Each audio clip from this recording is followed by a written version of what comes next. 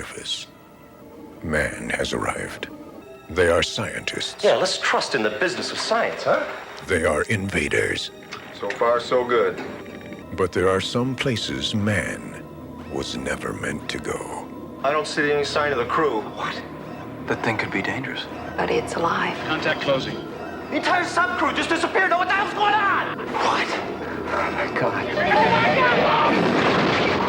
Eu estava a ver a minha watchlist, a ver os meus 600 filmes que foram relevantes para a cinefilia mundial e alguma coisa não me saía da cabeça. Eu julgava que o ano de 89, como falei aqui há uns dias, era composto pelaquela febre de filmes subaquáticos e que teria apenas 3 que eu conhecia, que era o The Abyss, era Deep Space Six, ou como é que se chama, e era o Leviathan, que já falei. Mas de facto não, existem mais, porque eu nunca coloquei aqui a variável exploitation, nunca coloquei aqui a variável Roger Corman. De facto existem mais 2 filmes desta tendência de 89, que são filmes com extraterrestres, com presenças monstruosas ou paranormais debaixo d'água, que apoquentam trabalhadores que lá se encontram a fazer mineração e outras coisas. Ouçam um episódio que fiz há uns dias sobre o Leviathan, onde falei disso.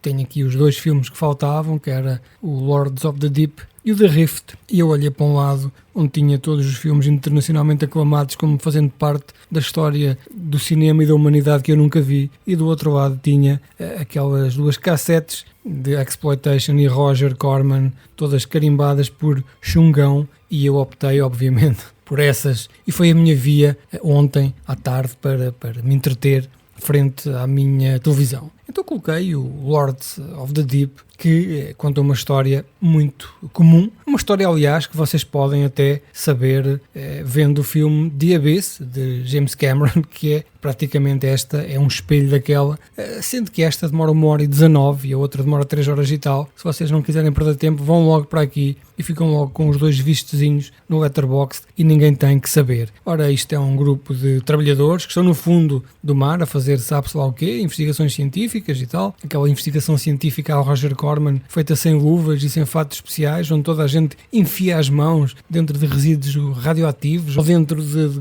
gosma carregada de bicheza tóxica, mas não faz mal, aquelas pessoas lá estão, trabalham num cenário tipicamente Roger Corman, que são 4 ou 5 salas, todas futuristas, parecem aqueles estúdios dos primeiros programas dos anos 90 da SIC, com uns bidões e com umas chaves de fendas e com umas coisas assim, uns ecrãs e uns computadores ZX Spectrum a piscar. Ora, estes trabalhadores encontram um dia uma chatice, há um tremor de terra, tremor de água, o que é que seja debaixo d'água, parece uma presença que se começa a materializar. Isto que vocês estão a ouvir de fundo é chuva, amigos. Olha, vou pôr o microfone mais próximo.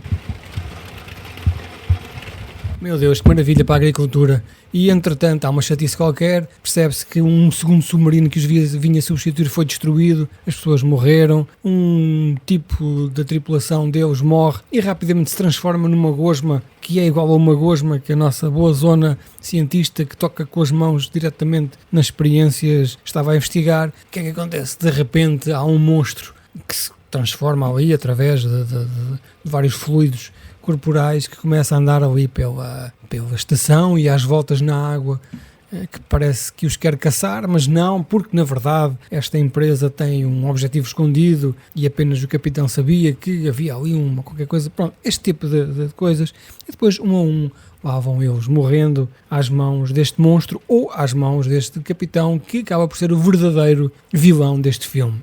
Mostra-nos uma visão de uns extraterrestres que já tiveram um planeta como o nosso e o destruíram, chegam à Terra e estão a tentar salvá-lo. Isto é um filme muito ecológico, é um filme cheio de mensagens hippie, isto foi feito nos anos 80. O próprio monólogo do capitão, a meio, diz que havia uma coisa antigamente que vocês já devem ter ouvido falar, que era a camada do ozono. Agora, apenas 20% da Terra é habitável, pois a camada de ozono já não existe. Nós, humanos, somos responsáveis pela sua destruição.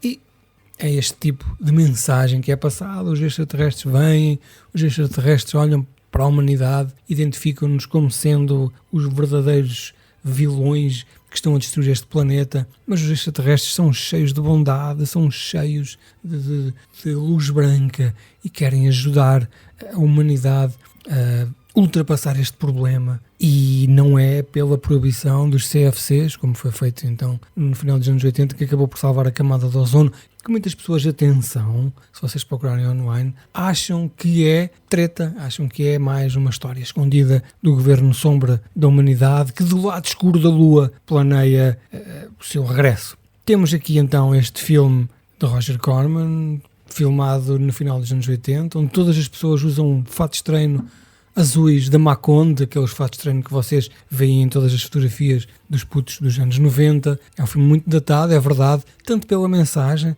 como até pela própria roupa que eles usam, até pelo próprio esquema de Roger Corman, que ele fazia dezenas destes filmes. Ele até aparece neste filme, ele é o chefe máximo da corporação, que de vez em quando faz uma videochamada para lá, mais velho do que nós estamos habituados a vê-lo nos anos 80, ele aqui estava nos anos 90 quase, assim, um bocado mais bolachudo, mas ainda com aquela cara de sabidão, não é? De gajo que se safa bem na vida, e acaba por ser um filme que demora 1h15, que se passa bem. Para quem está familiarizado com este tipo de cinema, acha que falta ali uma coisa muito importante, não é? Que são cenas de duche, em que as nossas atrizes mais jeitosas passam entre 5 a 10 minutos a higienizar os seus seios de maneira fervorosa, repetidamente continuada.